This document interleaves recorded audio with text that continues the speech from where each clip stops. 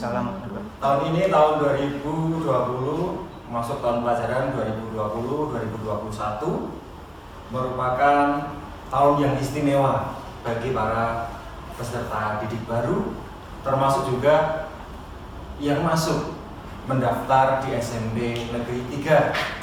Karena di awal tahun pelajaran yang seharusnya menjadi tahun yang mengembirakan bagi kalian, anak-anak yang masuk mendaftar di sekolah baru, tetapi ternyata keadaan tidak memungkinkan. Kalian diharuskan belajar dari rumah, tidak bertemu dulu dengan teman-teman baru, tidak bertemu dulu dengan bapak ibu guru yang baru, tidak bisa melihat suasana sekolah yang baru. Tetapi inilah yang harus kita jalankan sebagai bagian dari upaya kita untuk memutus mata rantai pandemi COVID-19 atau COVID-19. Namun demikian, kalian yang sudah diterima menjadi siswa-siswi di SMP Negeri 3 Tangerang adalah siswa-siswi yang hebat. Tidak datang ke sekolah bukan berarti kemudian tidak belajar. Tidak datang ke sekolah bukan berarti kalian tidak memperoleh pemahaman yang baru. Kalian dengan panduan, bimbingan, arahan dari Bapak Ibu Guru tetap akan belajar dengan berbagai media yang nanti akan disampaikan oleh Bapak-Bapak. Belum boleh atau belum bisa untuk dilaksanakan belajar dengan tatap muka dengan kalian datang ke sekolah. Sebagai upaya untuk kita bersama memutus mata rantai pandemi, maka kemudian keputusan akhirnya adalah kalian belajar dari rumah sesuai dengan instruksi Bapak Menteri, Surat Edaran Menteri Nomor 15 Tahun 2020 mengenai belajar dari rumah. Pesan yang ingin Bapak sampaikan terkait dengan keadaan kalian belajar dari rumah, salah satunya yang pertama adalah jangan pernah patah semangat. Tetap berusaha sebisa mungkin, semaksimal mungkin mengikuti pembelajaran yang dilaksanakan oleh Bapak Ibu Guru. Upayakan untuk tidak ketinggalan, memenuhi semua pembelajaran yang dilaksanakan dan menyampaikan tagihan-tagihan yang diminta oleh Bapak Ibu Guru.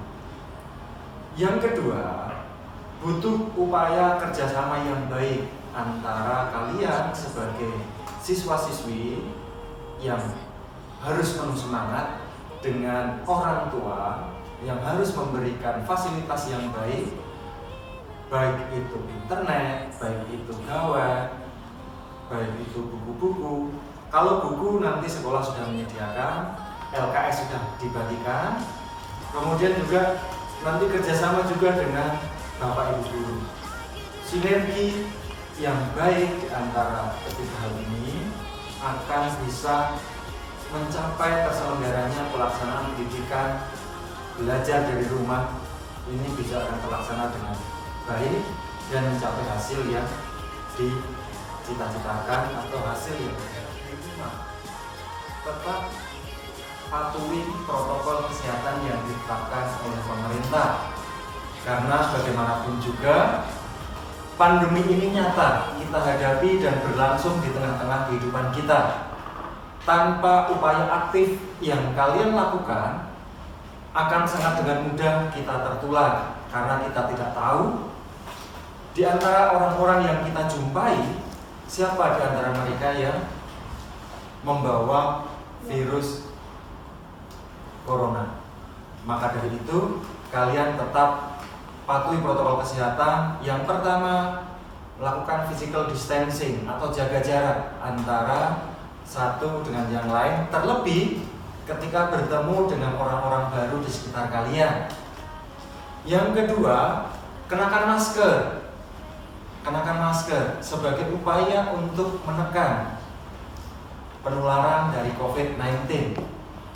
Dengan menggunakan masker, maka virus akan lebih susah untuk masuk ke dalam tubuh kita melalui pernafasan.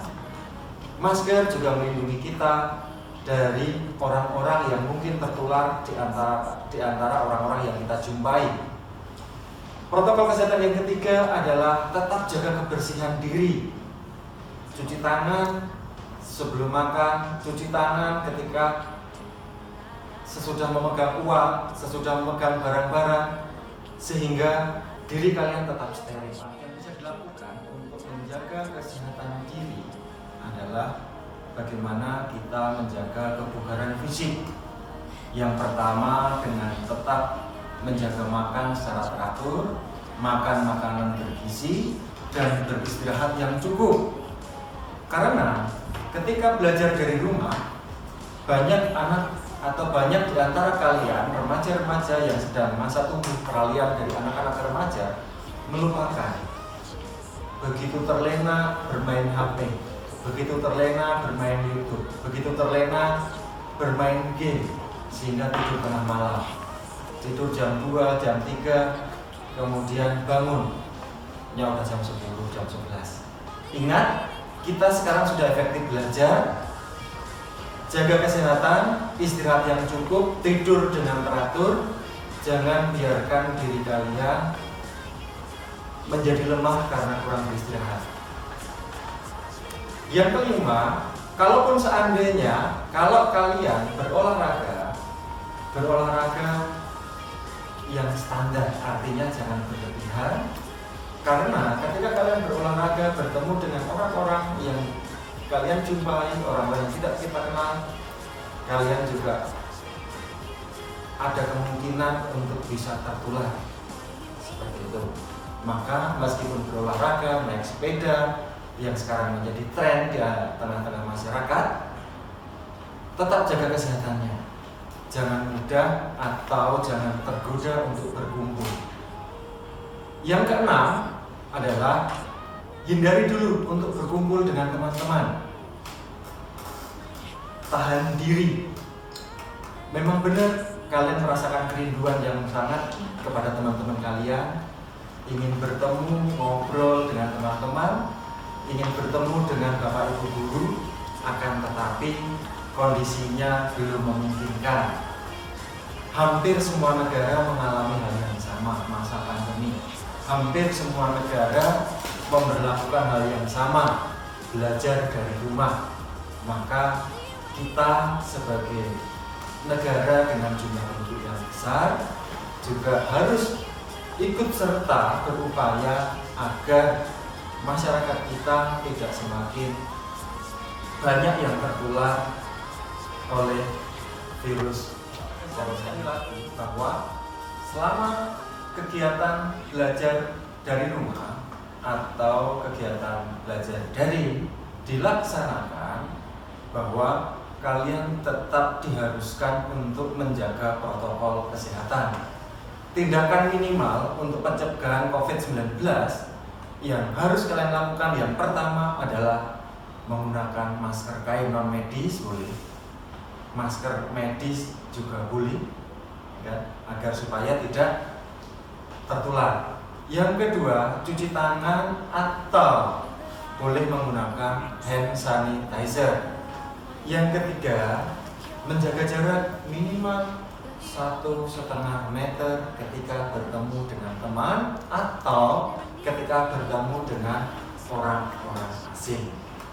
Di samping hal itu, hal-hal penting lain yang perlu kalian perhatikan ketika belajar dari rumah di masa, Bapak belum sampaikan, masa ini adalah disebut sebagai masa tatanan baru atau era new normal. Ada beberapa hal lagi yang patut kalian perhatikan terkait masa tatanan baru itu. Kalau nanti seandainya kalian sudah diperbolehkan masuk, ada beberapa hal. Pada 2 bulan pertama adalah di sekolah ditiadakan kantin. Jadi kalian diwajibkan membawa bekal makan dan minum sendiri dari rumah karena kantin ditiadakan. Selama 2 bulan pertama kalau nanti sudah diizinkan untuk masuk sekolah.